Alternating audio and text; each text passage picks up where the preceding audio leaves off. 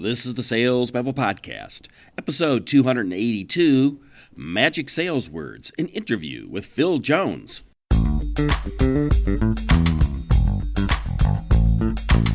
Welcome to Sales Babble, the podcast that shares selling secrets for non-sellers. And now your host, Pat Helmers. Hello, Sales Babblers. This is Pat Helmers, and I just got back off the road. I was at Podcast Movement last week in Orlando, Florida, and I learned a ton of things about podcasting and how to make this podcast, the Sales Babble Podcast, even better. Because we are committed here to share selling secrets for non-sellers and people who are not that super duper comfortable with selling and people who are a little bit reluctant to pick up the telephone and a little bit unsure exactly what to say when you close the deal. Well, this podcast has got your back. Hey, some of the things that I learned this week is that 7 out of 10 people have at least heard what a podcast is in the United States, and half the population has at least listened to one.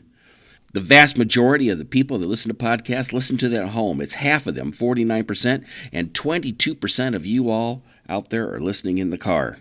And this was really surprising. 80% of the people out there listen to the podcast all the way to the end. I often wonder about that. If you guys get bored and you shut it off in the middle. But here's a sad thought. Most podcasts die after 7 episodes. Here we are, 282 deep into it. We're far past that. Another interesting fact, half the podcasts are listened on mobile, but that's changing. The number of people who listen on a computer has gone from 29% to 31%, but smartphones has gone down from 71 to 69. A lot of you folks like to listen on a computer. That is absolutely fascinating. The most popular podcasts are comedy, the next is education, and the third is news. Well, we're more in that education space, but a lot of people have told me, hey, Pat, that podcast that you got's a real joke. So maybe I'm in the number 1 to 2. I don't know. Well, no matter how you cut it, I really enjoyed the conference, learned a lot, got some really great ideas, and I've already started taking action on them, and I can't wait to share those with you when we get to it. But with that said, I want to get to our guest, Phil Jones. He's the author of the book, Exactly What to Say, and a bunch of other books, too. And today, Phil shares with us some magic sales words that he uses to guarantee to help and close sales. We actually walked through the book. You're going to find this extremely interesting and extremely useful. So, with no further ado, let's get to it. Welcome, Phil. Are you ready to babble? I sure am. Phil, I'm really excited to have you here on the podcast. You're an author, and often when I ask authors to come on the podcast, they send me a book. You sent me 3. Yeah, we just like to do a little bigger and better than most. That's just the way I roll. And these all look pretty recent.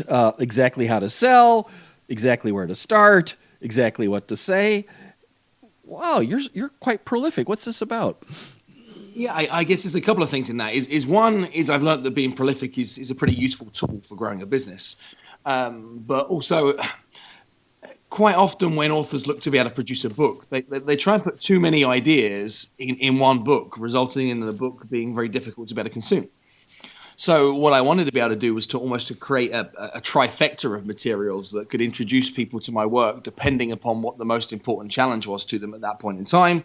And they could be consumed independently, they could be consumed in a way that was sequential, or they could be consumed in any order that they would choose. So that was the purpose behind it, and I like having this trifecta approach.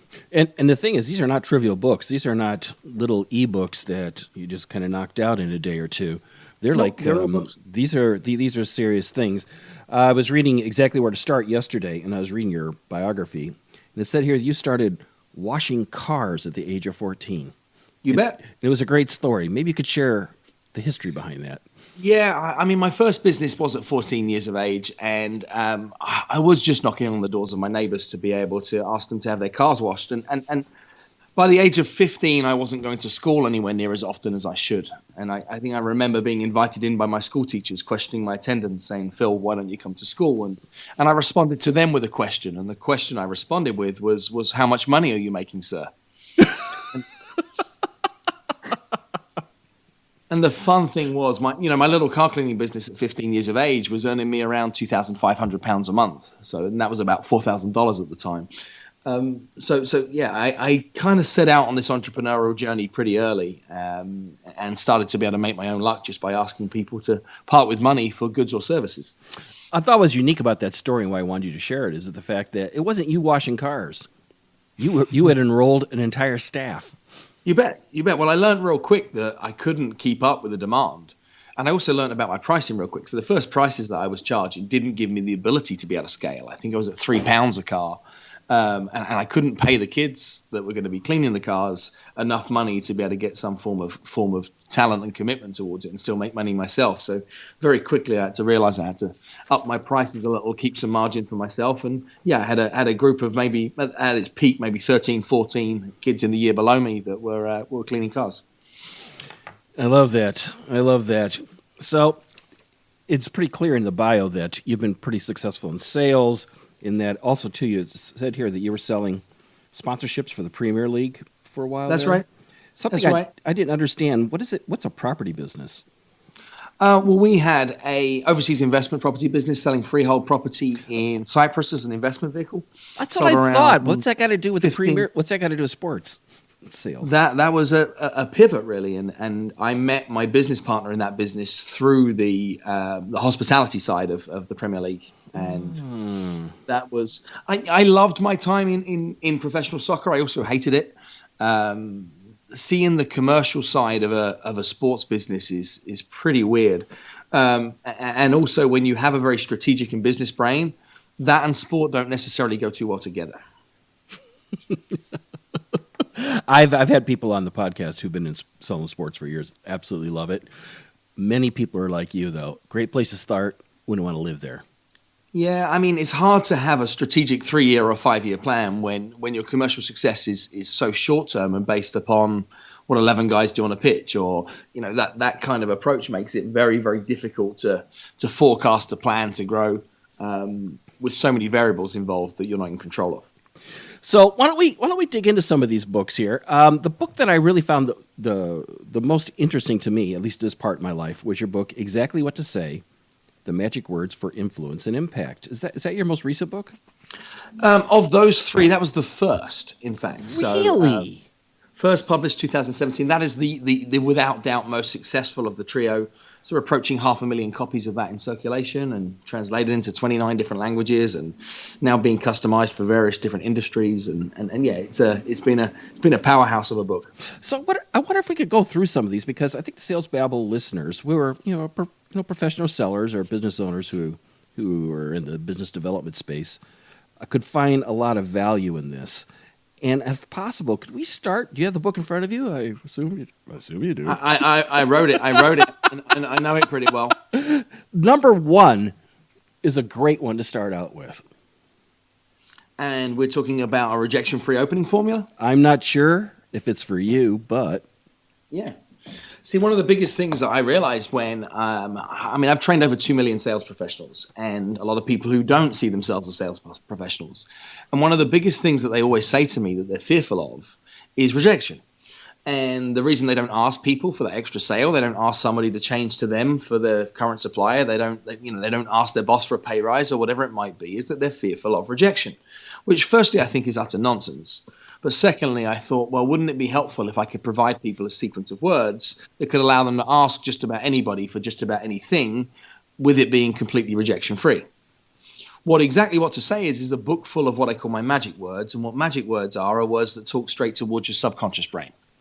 Subconscious brain is powerful in decision-making because it thinks by itself, has no maybe, and you'll know as well as I do that procrastination is probably the biggest killer of sales success, and indecision stands in the way of progress more so than somebody who says no. It's your number 1 competitor. You bet. So what I like to be able to do is to provide people with tools and words that allow them to have more effective conversations to get to the heart of the issue. Now, what the words, I'm not sure if it's for you, do, is they talk towards the subconscious brain in a way that allows the other person to be triggered in 2 things. Firstly, if I say to somebody, I'm not sure if it's for you, a little voice inside their head firstly says, well, I'll be the judge of that. And the second thing the little voice does is curiosity or intrigue is piqued. And it says, what is it? So if I want to position an idea towards anybody, I'm literally going to say, hey, I'm not sure if it's for you, but have you ever considered how we might be able to save you some money on blank? Or I'm not sure if it's for you, but many of our customers take huge benefit from working with this alongside this. And I can plant ideas into other people's head that should they be further interested, they really create a tell me some more about that type response, which gives you permission to be able to further explore the possibilities of you being able to work together. And if they don't, then it makes it clear to you that they're not qualified for whatever this one thing that you're selling at the time. Right, and there's almost no bad response to it. No. I say, I'm not sure if it's for you, but have you ever considered working with a professional advisor? And they go, well, yeah, I kind of have thought about it, and realize that that's not for me. Okay, quick, move on. Where next? Yep, I love it. Absolutely love it. Let's do another one. Sure. Where do you want to go next? Do you have any favorites? They're all my favorites, hence why they made the book. Anything that wasn't my favorite didn't make the book. But I think what I will do is I'm going to jump to there's a section of the book I call Simple Swaps, and I think this is probably one of the most practical things that people can jump on. Simple Swaps, where's that at? What page? I don't know what page it's at. I know it well, but I don't know it that well. I haven't got page count down. Okay. We're going to find it. We're going to find it together, and it's going to be magical. I want people to truly get that this is... Right, page 44. And this is the kind of 8th variation. And what I'm trying to talk towards is sometimes it's the preciseness on how you say something that changes the way in which it's perceived. So a way that many people have finished a presentation, you may have even been guilty of this yourself, is they might finish presenting some information to a customer and then say words like, do you have any questions? When you say to somebody, do you have any questions, what you do is you've actually just sabotaged your chance of creating a decision on that day. When you say, do you have any questions, what you're suggesting to the other person is they should have questions. Now, it's highly possible that they don't have questions. But by you suggesting that they should have questions, what you've done is created indecision that wasn't previously there. You've also told them categorically that you haven't given them all the information, because if you'd have given them all the information, they shouldn't have any questions. So you create confusion. Swap the words, do you have any questions, to what questions do you have for me? Then when they give the no questions response, it's informed you and them that they have all the information they need to be able to make a decision. Therefore, they have made a decision. Therefore, what you can do is lead them towards the next foreseeable outcome with probably another set of magic words we lift from the book, which is either the next step is or what happens next is. And what happens next is a great way for you to be able to lead somebody towards an outcome, particularly when you've got the feeling or the predetermination, the pre-qualification that they came with you for the ride. And what most consumers are looking for is they are looking to be led in some way. They're not looking to be pushed. They're looking to be guided through a transaction, seeing you as the expert. What you're doing is you're starting that close. Yeah, and again, it kind of goes, but it's a very clever way, right? What happens next is... And it's a comfortable way of being closing. And I think many people that operate in the world of sales but don't see themselves as salespeople are even fearful of that word closing. It feels like they're doing something manipulative or unethical or something that's lacking in integrity. I prefer often even to see it as leading or guiding or assisting somebody in their decision-making process. And it feels like it's a touch more integrity-based that way around.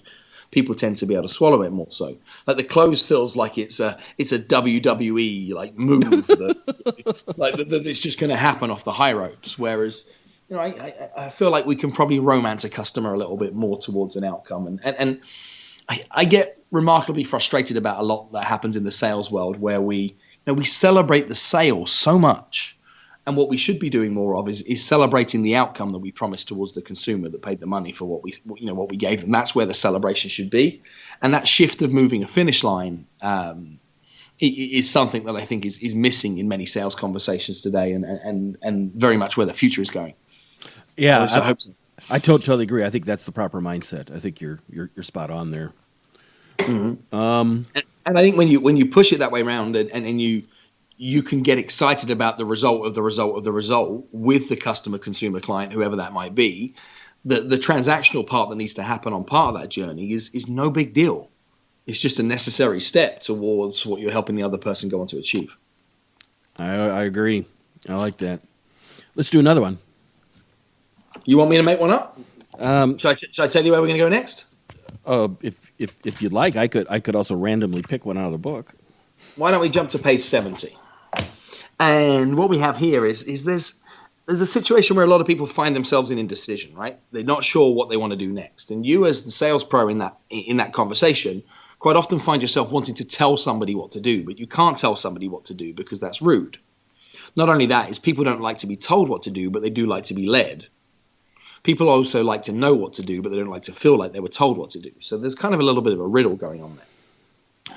When you want to put yourself into a position where you can lead somebody in a conversation where they're stuck in indecision, we should take great confidence from the fact that a basic piece of human psychology is that we're all a little bit like sheep. We all we like to follow or take confidence from the fact that people before us have done something and it works out great for them. Hence why we're more likely to believe 72 strangers on Yelp than we are a recommendation from our mother-in-law. And, that way around, taking that psychology and the fact that people don't like to be told what to do, but they do like to know what to do, and they like the feeling of being led, we can wrap all that psychology up by really utilizing two simple words. So next time I want to tell somebody what to do, but don't want them to feel like they were told what to do, all I'm going to do is share with them what most people would do. And when I talk in terms of most people, a little voice kicks off in their head and says, aha, I be most people. So if that is what most people would do, then that is what I may do too. So you see how that would play out in a conversation. Somebody stuck in indecision, you say, well, what most people would do in your circumstances is blank, blank, and blank. And they say, well, that seems to work for me. And it just removes some of the friction, but it also brings weight to a recommendation because that weight is delivered with the collective responsibility of other people who've acted before. It also has tied to it this idea of a recommendation or a reference. Like our past customers, or in my experience, this is what I've seen in this industry. That may be you, it may not be you, which kind of takes the pressure off, but it creates a possibility in their brain. It gives some collective comfort. That's what it does. It says, okay, I'm not on my own in this. And that's quite often how a buyer is feeling. They're feeling isolated and alone. They're feeling like this is them, and only them that are in this moment. The second you can give them some confidence that people like them have been in this situation in the past and acted accordingly, and it worked out great for them, you grow confidence in them, or they grow confidence in you. I love it. That's really great. Let's do another one. All right, where do we go next? Did you know that every decision that everybody has made in their entire life has been made at least twice? Oh, I read that. Yeah, kind of cool. Well, I've been looking at the book, but the listeners haven't. Why don't you tell them? Yeah, so page 28 is a sequence of words that can allow you to get people to see themselves in a scenario before you invite them to step into that scenario. So I'm guessing that you or people listening at some point in their life have said the words, I cannot see myself doing that. Now, think about that quite literally. If you cannot see yourself doing something, what are your chances of then going on to be able to do that thing? The chances are slim to none. Unlikely. So logic would then prevail to say if you can get somebody to see themselves doing something before you invite them to do it, then they become far more likely to go on and be able to do that. Couple that reality with the fact that there is something we use to guide our decision-making process, and what we use to guide it is our memories. Our memories are what we use to be able to anchor those past experiences to help us to make new decisions. What the memory is a catalog of images in our mind. Our mind really is nothing more than like a giant Instagram account. And what we are looking to be able to do is to recall those moments to allow ourselves to look at what happened within that moment to be able to create a more informed decision today. And the best way of us being able to insert images into other people's minds is by telling them a story. Now, when we were looking to be able to tell a child a story, what we could do is we could utilize the preface of words, once upon a time. If you say once upon a time to a kid says, well, this is going to be good, right? Kick back in the chair, lean back, and like the mind opens up and it becomes gimme, gimme, gimme. When we are speaking to adults, we cannot use the words once upon a time. Oh, I don't know about that, but well, we could say something. It's not going to have the same impact. However, if what I look to be able to do instead is I utilize the words just imagine, then that has the same ability to be able to open up the Instagram account of the grown-up. So I could say, just imagine 6 months on from now that what you're doing is enjoying the savings from moving across to ourselves as a new supplier. Just imagine you fail to make this change, and what happens as a result of which is your competition runs past you. Just imagine the smile on your wife's face when you turn up at home with a brand new car. whatever I want to be able to create as a future-facing scenario that they're going to see themselves in, that is the result of them making the decision I want them to make today, I can get them to see themselves in that moment ahead of time by utilizing the words just imagine. I can create pictures. And what I'm looking to do is to create pictures that fall into one of three categories. Category one is something they want to run towards, something that's going to be incentively motivated. Category number two is something they might want to run away from, something they're fearful of. And category number three is something that makes their heart sing, something that fills their self-motivation bucket. And painting those pictures in people's minds that are past the point of transaction to create a reason for them to move, that are real to them in their own mind. The second they've seen that, they can't unsee it. That memory then serves them in their decision-making process. And we've served them a memory that they didn't previously have purely by telling them a story prefaced with the words just imagine. I like it. It makes a ton of sense. Once you have to accept it, and then you take action on it. You make the decision twice. There's a ton of these in this book. We don't have time to go through all of them. But if people wanted to find this, these are on Amazon, I assume, right? You could get this book everywhere. So it was the most listened to book on Audible. And then you get me to be able to narrate it and explain it. It's on Audible. You bet. Who reads it? You? I do. I read it. So awesome. All of my books are being read by me. And also I have a sales training workshop on Audible that's only available on Audible as an Audible original called How to Persuade and Get Paid. But yeah, exactly what to say is available everywhere. It's even like on the front tables of every US bookstore right now, through the airports. So if you're traveling and want to grab yourself a copy, you can probably find yourself one at any of the airport bookstores. You find it at Barnes & Noble, find it on Amazon. In fact, if you probably ordered it on Amazon now, it would beat you home wherever you might be. But yeah, everywhere you buy books, you can find my books. If you're going to give our listeners some advice they can take action on this week, what would that be? The worst time to think about the thing you're going to say is in the moment when you're saying it. Every single person listening into this conversation right now has dozens of critical conversations that appear in their sales process. Those critical conversations are repetitive. They happen time and time again, day in, day out. Yet more often than not, we find ourselves in those moments needing to make up our words, to make up what it is that we're going to say. What I would look for you to be able to do is to slow down your conversations, understand where those critical points are, and see if what you can do is bottle some brilliance so that in those moments that you feel that you have a level of confidence. What I'd add to that is the person who's in control of every conversation is the one who's asking the questions as opposed to the one that is answering the questions.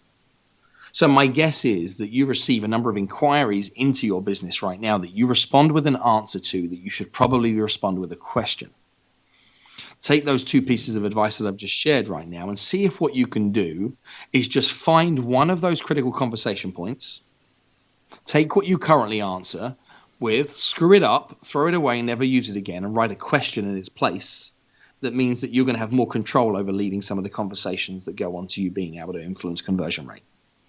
A classic example would be that my guess is many people receive the how much question, right? You get I'm interested in booking you. I'm interested in working with you. How much do you charge? Yep. To which so many people have an inability to be able to respond with professionally, that we dance around and we try and get to the what's your budget question, or we try and hide behind an email. Whereas what you may well be better to say is something like, so what is it about me and my work that makes you think that I might be a good fit for blank? Now, the second that you reframe that with a question back towards them that gets them to sell you, you create context for your content, which means that then you have confidence in positioning your price at a greater level because you understand where they're coming from. I love it. I like it. Good advice. Phil, thanks for visiting us here in Sales Babble. This has been fun. It's been great babbling with you today. My pleasure. Joy to be here. Folks, if you go to the show notes at salesbabble.com, that's at www.salesbabble.com/282. I've got links to his book. Actually, all three books that we had mentioned on the podcast. But this book is extremely useful. I highly recommend that you go track it down. I tell you what, if you've practiced and used and refreshed yourself on these magic words and phrases, when the moment comes, when you're in the sale, You'll know exactly what to say. It'll just come right out. It'll make things so much simpler. If you got a question or a comment, don't hesitate to reach out. You can go to the website and click the Babble Me button. Got any questions? I'd be happy to answer them. That's all I got for this week. Until next week, take care and have a highly successful and a profitable selling day.